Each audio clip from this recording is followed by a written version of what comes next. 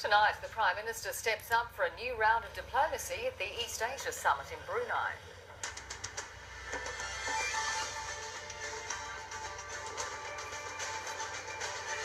Renewed calls for a ban on motorised bikes after the death of a teenage boy. Nothing is being done. The government is procrastinating on the issue. Anchors away, one final parade as thousands of sailors salute the end of the International Fleet Review. And later on the business, the IMF's warning to Washington as the US edges closer to its debt limit.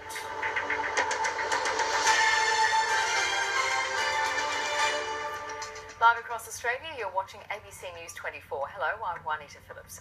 Prime Minister Tony Abbott's foreign policy focus will switch from trade and economic relations to regional security concerns at the East Asia Summit in Brunei. It's his second major conference. Continues. Carl Herr, ABC News. Thousands of sailors have squeezed in one last event to mark the ceremonial end of the International Fleet Review, and the harbour city was out in force to say thanks and farewell.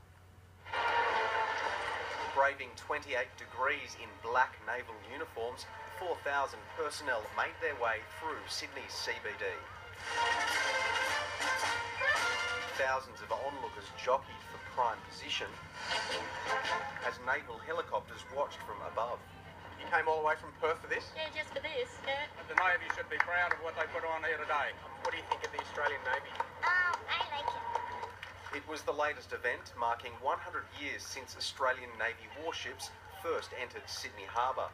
There were Navy veterans and cadets and sailors from 19 countries, including India, Malaysia and Nigeria. It's a good initiative for the government of Australia to organise this. Great crowd, a lot of support. It was really fun to be a part of. The parade saluted Australia's Commander-in-Chief, Governor-General Quentin Bryce.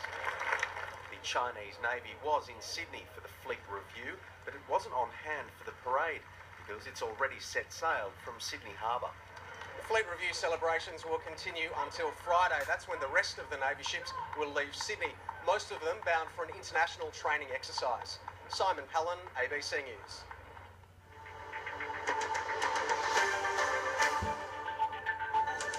The political and economic situation in the US is becoming more heated, with the president accusing Republicans of extortion. There's been no movement on reopening the government, and a deadline to avoid the US defaulting on its debts is Melbourne.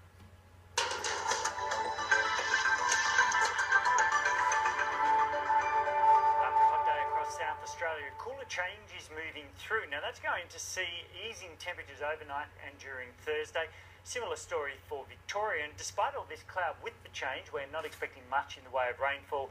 Any shower activity across the southeast is going to be light and isolated, but severe and potentially damaging winds across many parts of New South Wales. Total fire bans widespread through the state.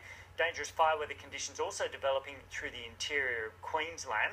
And we've got clearing showers for Western Australia. In fact, most of those showers contracting to the south and then the Euclid coast. Very isolated showers about the southeastern centres and the northern tropics, with very hot and dry and dangerous conditions across New South Wales. That's the news for now. Stay with us for the business. You're watching ABC News 24.